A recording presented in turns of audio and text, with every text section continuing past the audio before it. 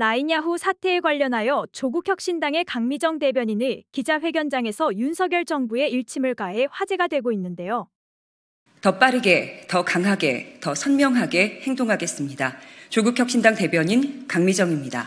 윤 대통령의 국익은 어느 나라의 국익인가? 용산 대통령실 성태윤 정책실장은 어제 브리핑을 통해 라인 야후 사태에 대한 그간의 경과와 정부의 입장을 밝혔습니다. 늦어도 한참 늦었습니다. 조국혁신당이 정부의 대처를 요구한 게 지난 4월 26일이니 3주 만에 대통령실 정책실장이 떠밀리듯 나온 겁니다. 대응도 매우 늦었지만 성태윤 실장의 브리핑 내용도 심각한 문제입니다. 일각의 반의를 조장하는 정치 프레임이 국익을 훼손한다라뇨. 일본이 독도, 역사에 이어 우리 기업까지 집어삼키려는데 거기에 반대하고 비판하면 이게 반일입니까? 한일 관계 정상화를 업적으로 내세우며 대일 굴종 외교로 일관해온 윤석열 정부는 이 와중에도 친일만 하려고 합니까?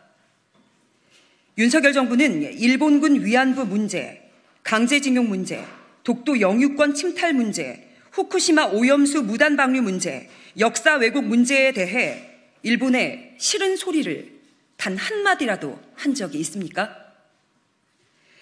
윤석열 정부 출범 이후 단 한 번이라도 일본에 항의한 적이 있습니까?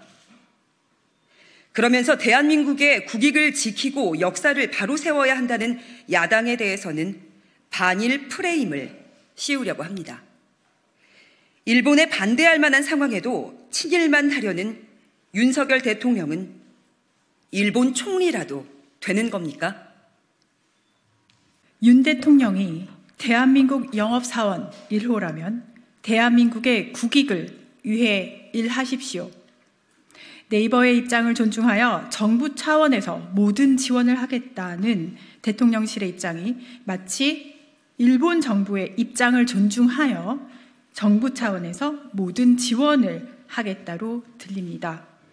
윤석열 정부는 외교, 안보, 경제, 민생 모든 분야에서 무능하지만 유독 친일 행각만큼은 매우 유능합니다. 툭하면 꺼내드는 반일 프레임이야말로 질 낮은 정치 공세입니다. 친일을 조장하는 정치 프레임이야말로 대한민국의 국익을 훼손합니다. 감사합니다. 윤석열 대통령 정권에 일침을 하는 조국혁신당의 대변인과 이혜민 당선인의 기자회견으로 많은 사람들이 윤석열 정권의 공분을 사고 있는데요. 이에 누리꾼들의 반응을 한번 살펴보겠습니다. 속이 다 시원하다. 윤 정권은 친일을 넘어 숭일이다. 그냥 일본 용산 총독부가 맞는 것 같다. 구구절절 옳은 지적이다. 조국혁신당이 적절한 시점에 적절한 지적을 잘하고 있다. 한 기업이 넘어가게 생겼는데 대통령은 나 몰라라 한다 등의 현재 윤석열 정부에 비난하는 반응을 보이고 있습니다. 자, 그러면 지금부터 잠시만 집중해 주시기 바랍니다. 제가 구독자분들을 위해서 깜짝 선물을 하나 준비했는데요. 제가 항상 여러분들께 뭐라고 말씀을 드렸나요? 뉴스만 평소에 잘 챙겨보셔도 돈이 된다, 돈을 벌 수 있다라고 말씀을 드렸는데요. 자, 여러분들, 여기 보시는 이스라엘과 하마스 전쟁 같은 뉴스를 보게 되면 여러분들은 어떤 생각이 드시나요? 그냥 뉴스만 보고 끝내는지, 아니면 이 뉴스를 어떻게 이용할 수 있는지, 이 부분을 고민하고 계시는지를 되물어보고 싶습니다. 자, 그 이유가 뭐냐면 제가 지난 11월 초에 여러분들께 뭐라고 말씀을 드렸었죠? 지금은 로봇 사업에 관심을 가져야 한다. 뉴스만 보고 그냥 넘기지 마시고 투자 쪽으로 생각을 한번 해보셔야 한다. 라고 말씀을 드렸습니다. 그리고 나서 이런 썸네일들을 뉴스를 통해서 많이 보셨을 텐데요. 이런 로봇 산업이 이슈가 됐을 때 부자들은 어떻게 생각한다? 로봇 관련주는 뭐가 있는지, 어떤 종목이 가장 좋은지, 어디에 투자해야 돈이 몰리는지를 자연스럽게 생각한다고 제가 말씀을 드렸죠. 그 이유가 뭐냐면 부자들이 봤을 때는 이슈가 곧 돈으로 이어지고 그 이슈가 나에게 돈을 벌어준다는 경험적 확신이 있기 때문에 부자들은 항상 이런 사회적 이슈를 관심 있게 챙겨본다. 이렇게 제가 말씀을 드렸는데요. 이번에도 마찬가지입니다.